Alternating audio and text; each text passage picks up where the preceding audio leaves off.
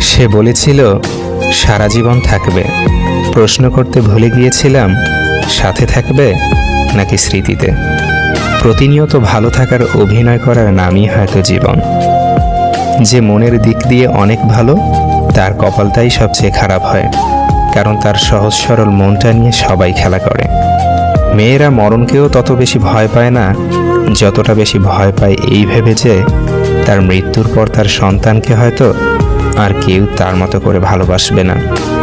সত্যিকারের বন্ধুত্ব হলো ভালো স্বাস্থ্যের মতো, যতক্ষণ না সেটা হারিয়ে যায় তার আসল গুরুত্ব উপলব্ধি করা যায় না।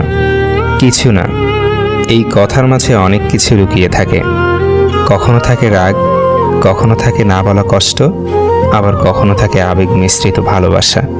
মাটিতে পড়ে থাকা সামান্য ধুলো তোমার কোনো ক্ষতি করতে পারবে না, কিন্তু যখন ওই ধুলো চোখে পড়ে তখন খুব যন্ত্রণাদায়ক হয়ে ওঠে।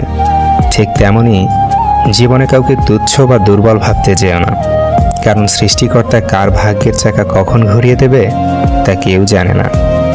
যারা বলে দেশে ভালো মেয়ে নেই, ভালো স্ত্রী পাবো না, আসলে তাদের নিজেরই চরিত্র ভালো না।